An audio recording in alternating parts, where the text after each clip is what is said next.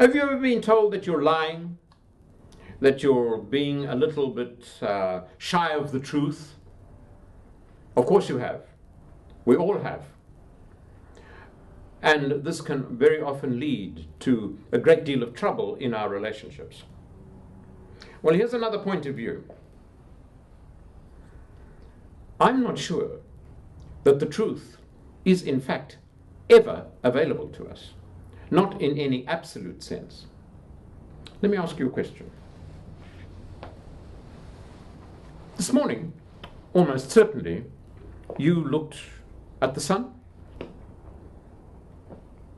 Now, did you see the sun? You did? I say to you this, no, you didn't. What you saw was the light that the sun gave out. You didn't see the sun.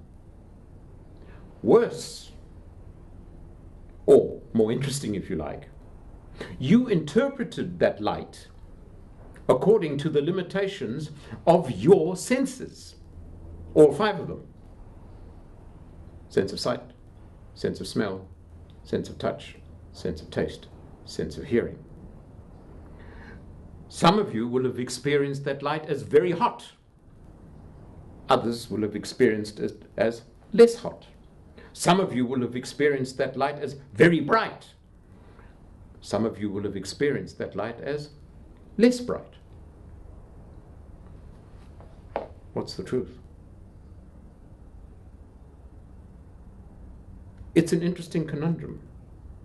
And I'm not sure that the truth in any absolute sense is ever actually available to us. Look at this diagram that I put up here on the flip chart. Each of us have daily experiences. Things happen to us. And they happen in a flash.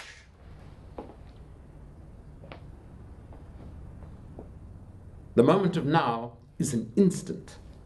It doesn't drag on. It's an instant in time. Can you deal with that instant? I don't think so. So what do we do with it? Well, the very first thing that we do with an experience, and this perhaps is the only way that we can actually deal with it, is that we commit that experience, that moment of time, to memory. And we do this through the filters of our social conditioning, of our upbringing. There will be certain things that are very important to you and not so important to me. So therefore, I will remember certain things because I place an emphasis on them that to you are really quite irrelevant. And I might say to you, do you remember that? And you'll say, no, it didn't happen that way. I don't remember that. So we're already one step away from the experience that actually happened. And it is already less than.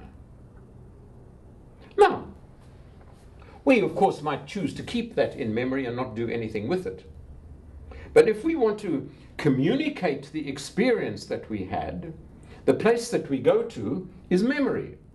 And we extract it from memory by language. Now, language can, of course, be what I'm using to you, words. It can also be a drawing or some other kind of demonstration.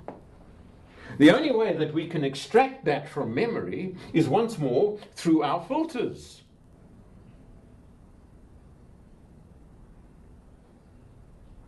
It becomes language. That in it, again, becomes somebody else's, the listener's, the observer's, experience through their filters. I might use, for example, in language, the word home. Now, if you've had a very pleasant childhood where home was a place of flowers and good conversation and music, the connotations would be pleasant. But for somebody else, the word home might mean somewhere that's not so good. So their experience of your language will be quite different. In four short steps, we have moved a long, long way away from the original experience. So I am not sure that the truth, in any absolute sense, is actually ever available to us. Does this mean that you now have license to go out and tell lies? No. It highlights the one great challenge of life, and that is that what we are called upon to do, and this is one of the basic tenets of what I teach, and one of the things that we will wrestle with if you come and work with me, one of the basic tenets that I teach, that what life calls forth from us is to do the very best that we can. We need to strive towards things. We need to work hard to get there. They are not simply available to us. This is the work that you will do with me at Foundation.